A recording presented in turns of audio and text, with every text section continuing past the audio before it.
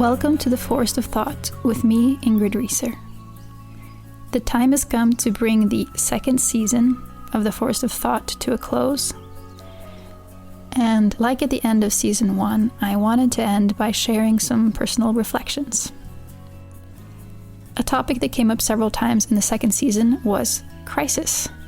Both the social and ecological crises like the pandemic and climate change, in the episodes with Andy Sterling, Mike Hume, and Dougald Hine, but also the personal ones, like in the episodes with Gunilla Hamne and Felix Marquardt.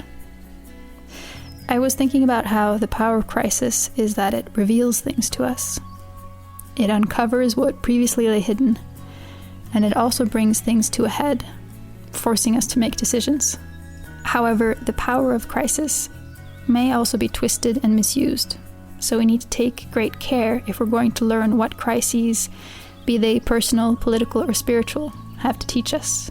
So I dug out some old notes about a time in my life where I was very confused in a crisis of my own, and then continued to reflect on what a crisis really is and what it does. I hope you'll find something of value to you as you listen.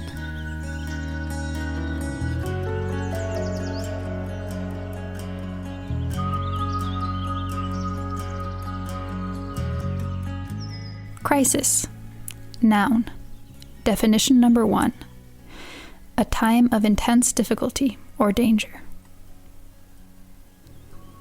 It was 2 a.m. on an overnight ferry between Sweden and Finland. I was in a stuffy and windowless 4-bunk cabin, tossing and turning in the stale air, unable to sleep. Most of my companions, members of the 16-piece soul disco pop band I periodically played in, were crammed into a cabin nearby, playing a crossover between drinking game and Jeopardy. We had already hung around the ship's karaoke bar until it closed, listening to Finnish hits from the 90s, sung off-key in voices lubricated by beer and vodka. Now my younger friends were still drinking, while I had clambered into my bunk to catch some much-needed sleep. But sleep wouldn't come. After a couple of hours, I switched on the light and got out the essay I had brought as travel reading, a piece on technology and its discontents by writer Paul Kingsnorth. It was not the ideal piece to be reading on an overnight party boat on the Baltic Sea in the middle of a never-ending sleepless night. In fact, it was rather unwise. Floating on the dark waves, I followed Kingsnorth down murky paths that laid bare the paradoxical traps of progress that we've sprung for ourselves. The technologization we mistake for freedom, the hopeless failure of modernity to grant us satisfying lives, while it simultaneously undermines the conditions for life on the planet. The technosphere growing so obscenely large that it blocks out everything else from sight. The relentless churning of the machine. So I lay in the stuffy dark cabin, listening to drunken shouts down the corridor, its burgundy carpet stained brown with beer from 1,000 Baltic Sea crossings. And in me there was a deep sense of unease. It was a familiar feeling, and it said, this just isn't right. Not specifically this cabin, or this ship, or this night. This world just isn't right. I knew that, but couldn't understand it. It's the kind of unspecific dread I've felt many times, but now heightened by fatigue. Dawn was breaking, but the only window in our cabin was printed on wallpaper. I reread the lines of poet R.S. Thomas that Kingsnorth quotes towards the end of the essay. The machine appeared in the distance, singing to itself of money. Its song was the web they were caught in, men and women, together. The villages were as flies to be sucked empty. God secreted a tear. Enough, enough, he commanded. But the machine looked at him and went on singing. It was to be the first of many sleepless nights for me. I returned from Finland exhausted, expecting to sleep a solid 12 hours. Instead, I gazed at the ceiling the whole night. I had had difficulty sleeping before, but this was different. This wasn't the usual mind-racing, nervous before presentation sleeplessness. This was that sleep didn't come even when my body was relaxed and my mind was blank. Of course, it didn't stay blank for long, because I quickly filled it with worries about whether this would be another sleepless night. So I did all the things they tell you to do. I cut out coffee, which gave me headaches, but not much else. I did relaxing stretches before bed, meditation, no looking at screens after 6 p.m. And still sleep was a fleeting and reluctant companion, and worries of being without it haunted me throughout the day. Insomnia must be one of the most effective ways to cripple a person. Incapable of sleeping, I was soon incapable of working and went on sick leave. I stumbled around in a stupor wondering if this was burnout and blamed myself for ending up in this situation. Diary entry, January 2nd, 2018. Sensations. It's been interesting and, of course, worrying to observe the goings-on in my body the past weeks. Since the sleep problems went away and were replaced by chest pains, sometimes the chest pain is tight around my heart, and the muscles feel very tired and stiff there as if they've been at it forever. Then sometimes there is a more fleeting, floating pain that moves around close to the skin. It has something similar to the fluttering butterflies of nervousness, except it's deeper and more unsettling. I feel very ungrounded, up in the air, when this feeling is in my body. I guess I always look for explanations, but partly this stuff is so weird and seemingly unrelated that myth makes more sense. Is the body more like a myth than a machine? The pain sent me on long walks in the strip of forest between two neighborhoods on the outskirts of town. I walked and methodically focused on not thinking about those things that seemed to intensify the tightness in my chest. The routine I settled into was meandering through the graveyard, then entering the forest between the pines and the jutting rock by the campus road, crossing the patchy grass of the football field, and following the path through the trees past the water tower. Once I got to the duck pond, I would ease onto one of the wooden benches and drink my thermos of coffee, chew my sandwiches, watch the ducks. The pond is an old stone quarry filled with water, and the gangly birches drooped over it in their grey, wintry way, shedding the last of their leaves to the glassy surface below. I would sit on the bench, following the ducks as they paddled round and round until my coffee was gone and my legs were numb from cold. Then I'd slowly circle back towards the gym, where I'd get on one of those ludicrous CrossFit machines that I used to scorn. In case you've been blessedly unaware of CrossFit machines, I can inform you that these contraptions have small moving platforms where you place your feet and handles you grip with your hands, which you then move in synchronized motion. Tapping the screen allowed me to follow virtual routes to the most beautiful places on Earth. Absurdly, this would make me feel better. Between treadmills and grunting, sweaty 20-somethings, I would run in the air, trying not to think, moving my arms and legs in their assigned motions, entirely focused on the smooth, Steadicam movement on the screen that carried me up to lookouts in the Cascades or the rim of the Grand Canyon. I would try to sink into those pristine landscapes, imagining the smell of sagebrush and hearing the crunch of red gravel beneath my feet in the canyon lands, the buzz of insects and the dripping of rain in the forests of the Pacific Northwest. I would even get annoyed if the camera captured too many other people on the path, as if I was there in real life. It was untethered running, ungrounded. I was burning energy, getting nowhere, except to a state of somewhat alleviated stress. Then I'd stretch on the mat, silently mocking whoever had made the playlist streaming from the speakers that day. Shower, sauna, walk home.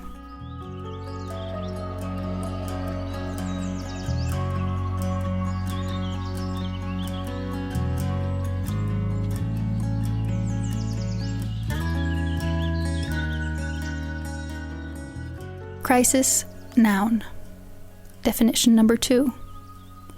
a time when a difficult or important decision must be made. The problem was that I didn't really know why I was feeling unwell. I still don't really know. I look back on it with some confusion, trying to sort through it all. There were the usual suspects: stress regarding money, unreasonable expectations regarding work, worrying about friends who were having a rough time. They were all reasonable explanations, but somehow inadequate, overlooking something crucial. Your inbox is full, is what my psychologist told me. Not my actual inbox, but the metaphorical one in my brain. I might have felt worthy of a more poetic image, but she had a point. There were heaps of unexamined worries and anxieties floating about in my mind. Worries of the kind that fester and multiply unless they're sorted through in the sunlight. I think these were mostly questions that any sensible person living in our time will ask themselves. How do we find a way out of the mess we're in? What can I possibly do to make a difference? Is there a new hope on the other side of despair? And yet, these were questions I had grappled with most of my adult life. There seemed to be something else moving in the depths.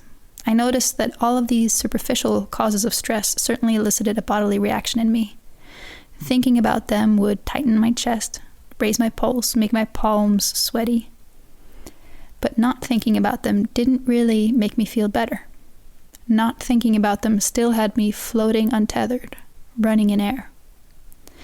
The things that made me feel better, that offered a way out, seemed to be of a quite different nature.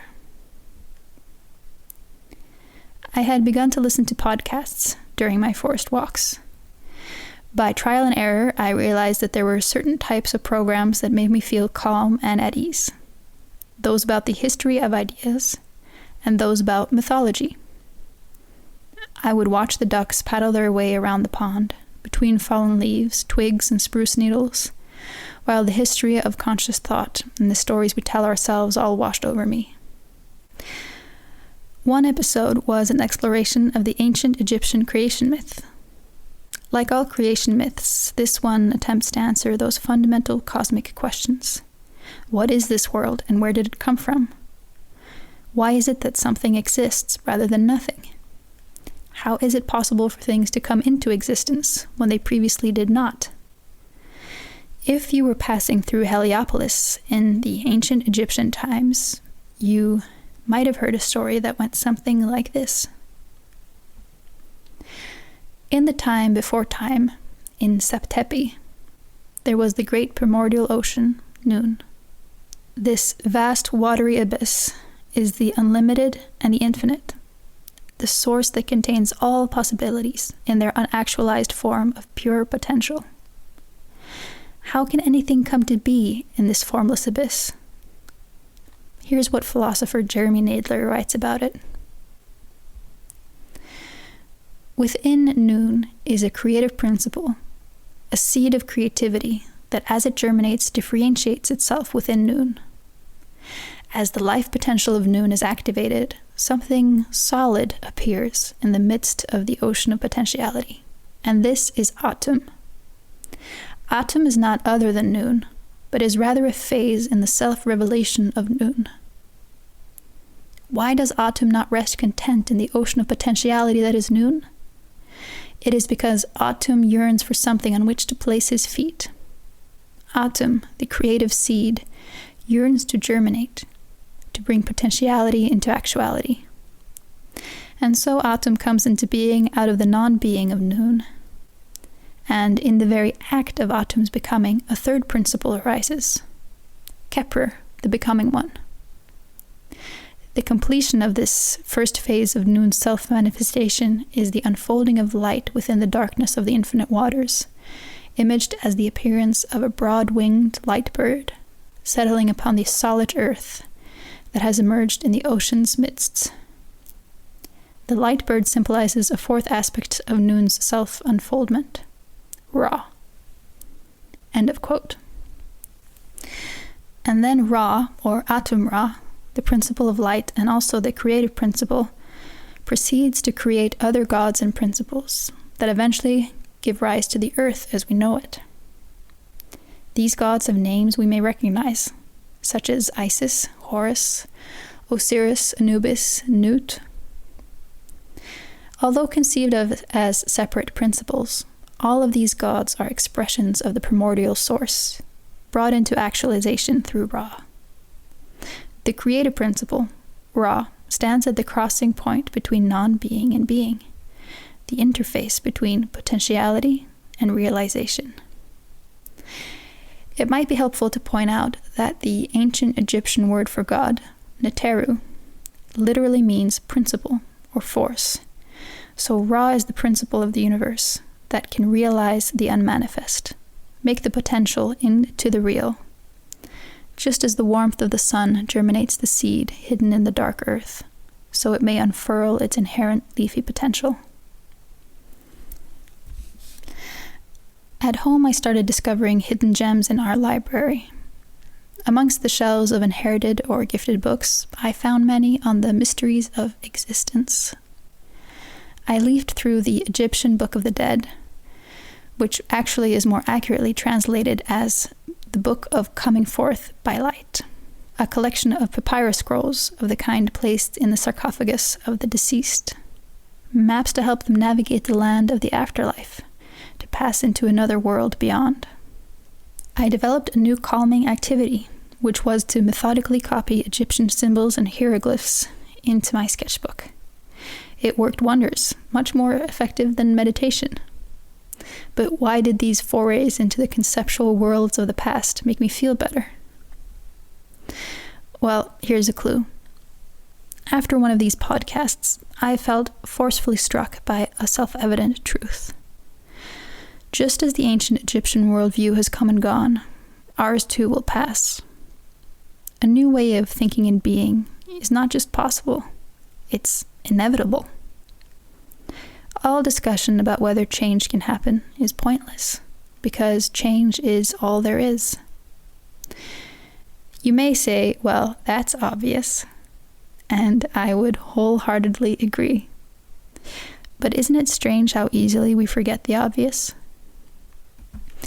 Although I previously would have agreed that change is inevitable, it would have been entirely in the abstract. By entering into the world of the past, for example, the Egyptians, minuscule windows into another way of thinking and being in the world began to open up.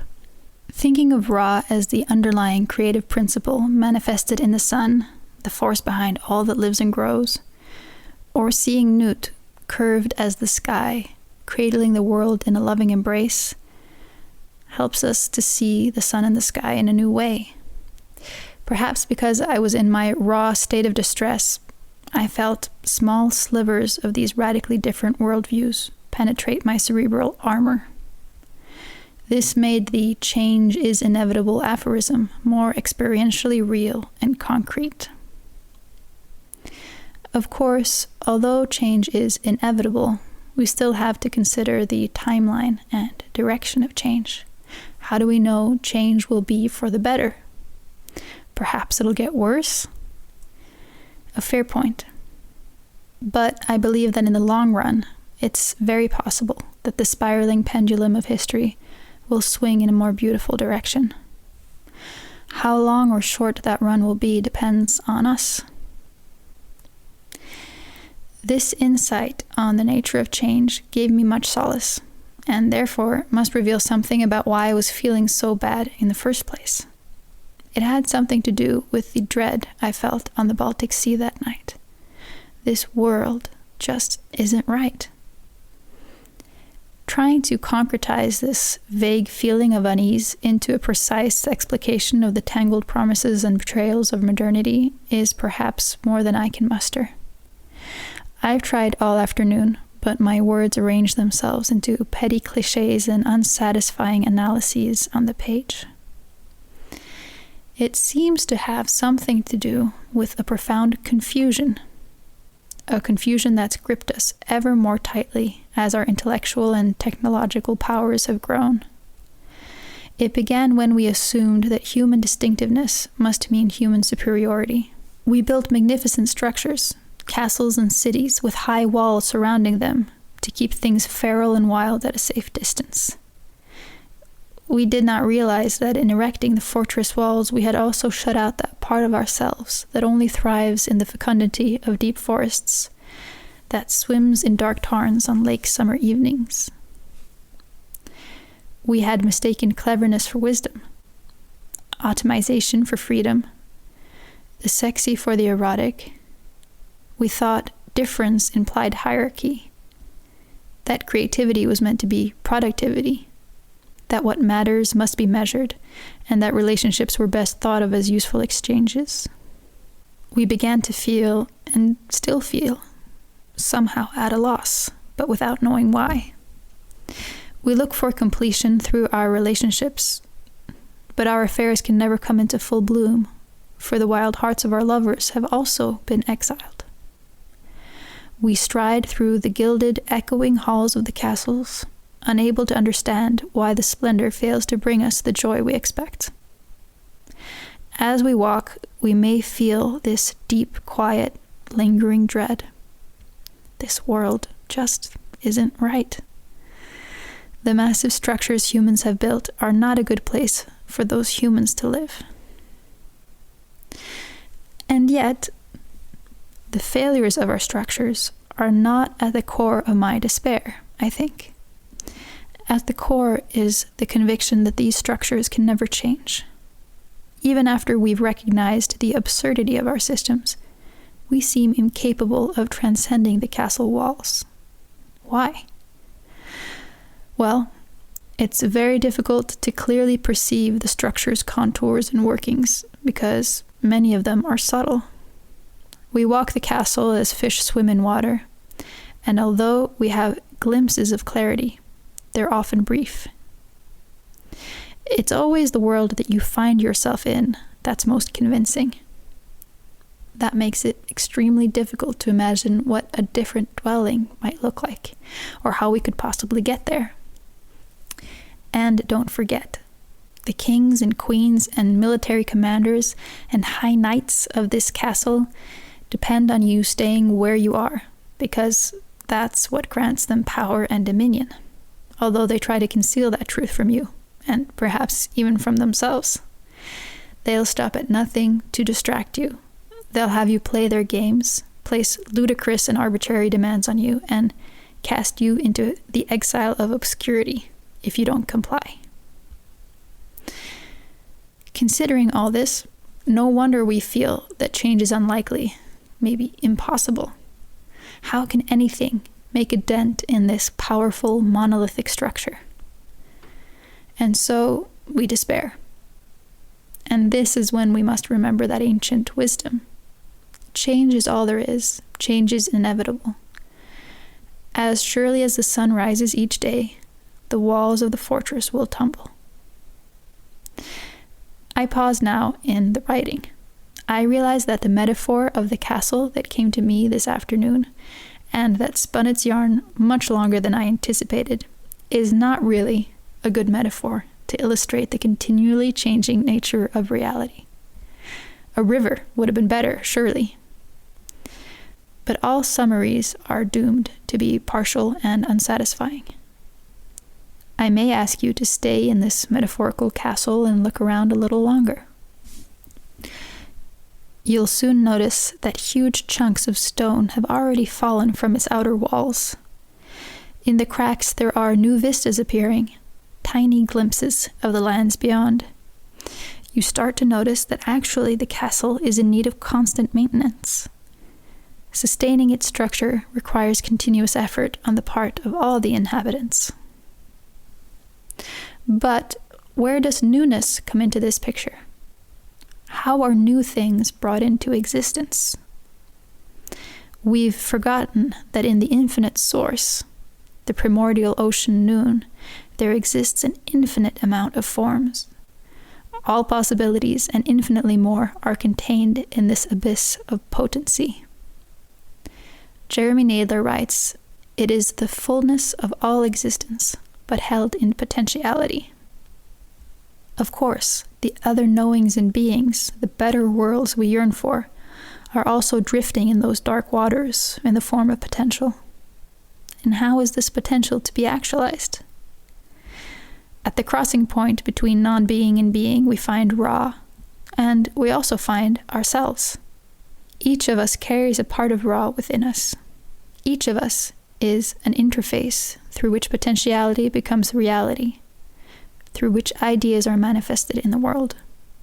Each of us carries this divine power that we must learn to wield in the most beautiful way possible. None of these thoughts were in my mind back when I was sick, of course. At the time, I was mostly focused on getting to a place of existential and bodily calm, and sometimes copying hieroglyphs would grant me that. The worst of my symptoms had abated after a couple of months. Sleep returned almost to normal, and the tightness in my chest was not as tight. I started working and studying again, but whittled down my commitments to the bare necessities. I felt an overwhelming need for solitude, and for several months I hardly saw my friends. My feeling then was a vague but urgent need to change the things on which I expended my energy. My partner and I had hazy plans of moving to our cabin in the mountains, and these quickly solidified. The migration had begun to feel less like a possibility and more like a necessity, although I didn't quite know why. These were small steps in unknown directions. They were clumsy, tentative steps with an awkward gait, but still of movement with some intention. Things did not neatly become resolved or radically improved by taking them, but a soft resonance from within seemed to confirm that this was the right thing to do.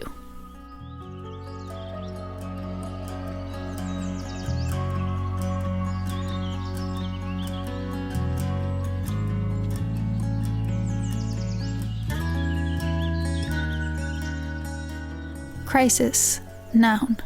Definition number 3. The turning point of a disease when an important change takes place, indicating either recovery or death. In hindsight, I can be grateful for the crisis that robbed me of my sleep and set my heart racing. It kicked me up to the mountains, where I lived for a year. I was lucky enough to have the means of making that relocation, and spending a year at our cabin had a more profound impact on me than I could have guessed. So does this mean I think we should glorify pain and crisis as something to always be grateful for, as a chance to grow? No, that's not exactly what I mean. Rather, it seems to me that we're living in a world that's fallen sick, and it's a quite natural reaction to fall ill oneself as a consequence. Perhaps it's even to be expected. This sickness is not valuable in itself, except it points to the dysfunctionality of systems and contexts, and potentially pushes us into a more meaningful direction in our lives. Crisis tells us things can no longer continue as they have, and forces upon us a decisive moment. Its power is to recalibrate, reevaluate, and realign. Over the past few years, I've wondered about the rise of burnout as a phenomenon in the workplace and among my family and friends. Why is it that people are experiencing breakdown at such high rates? The World Health Organization wrote in 2017 that depression is the leading cause of ill health and disability worldwide.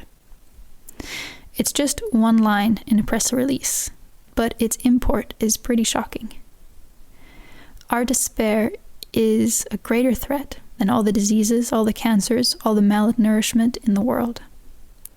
Hundreds of thousands of people die at their own hands each year. This seems to be one of the ultimate consequences of the sinister structures we've built and the systematic destruction of beauty. People would rather die than continue living in this godforsaken place. Of course, that's the thing. This place isn't actually godforsaken. The divine lingers in everything, every molecule of air, every drink of water, every slanting ray of sun against the pavement, every blossom, every pebble, every person, although we have a hard time perceiving it. Rather, this is a place that's human-forsaken. We've either forgotten or never really learned what being fully human is. Our healing seems to depend on recovering what true humanity entails. It's only natural that the crises of the wider world and those of our inmost selves are intertwined. And at this point, it's almost a trope to say that we live in an age of crisis. The 4 years since my own breakdown have been filled with what we call crises of the economic, ecological, epidemiological, political, and social kind. And this is where we need to be careful. Because the power of crisis is real, and because the outer and inner worlds are deeply meshed, we need to make sure that the crisis does the true revelatory and realigning work that is its inherent potential. Swirling along in the narratives of crisis entirely as they are defined by the powers that be will not lead to the climax of the decisive and revelatory moment, the bifurcation point after which healing is possible. As the collective The Invisible Committee wrote in 2015, the present crisis, permanent and omnilateral, is no longer the classic crisis, the decisive moment. On the contrary, it's an endless end, a lasting apocalypse, an indefinite suspension, an effective postponement of the actual collapse, and for that reason, a permanent state of exception. End quote. The state of exception is not the same as a crisis, both because it's something imposed by an authority and because it does not carry with it the decisive moment that leads either to destruction or recovery. So how do we honor the power of crisis and allow it to do its real work on us? For me, it entailed a kind of surrender. Accepting that I couldn't force myself to feel better, force my body to sleep, or my heart to beat slower, or my nervous system to relax. Paradoxically, although my body was in a confused state of upheaval, it was also my most reliable compass. It was the only instrument that could indicate what kinds of thoughts, activities, and contexts brought with them a restorative depth underneath the flurries of distress. If the body is more like a myth than a machine, it seems to me that a patient kind of listening is what will reveal the most valuable truths. In a time of untethered flailing, a crisis has the potential of bringing us back to the ground, even if it's by bringing us all the way to our knees. Once I accepted that I could not really control my body and decided to follow it instead, things began to fall into place. Although still somewhat of a mystery, my own crisis seems to have sprung from a certain sorrow and dread, the feeling that something just isn't right here in the world. And perhaps, even more crushing, the suspicion that we would never be capable of creating something more beautiful. But then in my floundering search, I found something hopeful. Something that was missing from King's North story that dark and seaborne night of the all-powerful and all-consuming machine. Namely, the knowledge of the infinite sea of possibilities, alive and teeming just beyond the edge of the visible. And further, the belief that each of us carries a small, glowing flame, which is a tiny but genuine expression of the power that also burns in the sun high above us, the creative power of Ra. There are no guarantees, and the ends of things are always painful. But ends necessarily imply new beginnings. The limitless potential of the primordial ocean is ever present, and we may manifest its beautiful possibilities if we have the intention and courage. So what is the true power of crisis? Crisis tells us that now is the time is now. Now is the time to decide.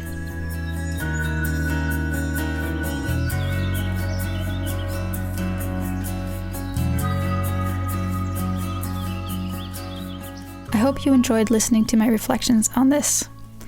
I have added the references to the books and articles I mentioned in the show notes. A text version of the essay is also available on the website. You can find that at forestofthought.com. Thank you all so much for following this season, and a special thank you to all the supporters on Patreon. I've started work on the next season, which will consist of several conversations I recorded during a recent trip to France and the UK, so stay tuned for that. If you enjoyed this episode, please consider supporting the podcast. Visit patreon.com/forestofthought or go to the website for more details. Our theme music is by Christian Holtzdan at stoneproduction.no. Stay tuned for season 3, and I'll talk to you next time.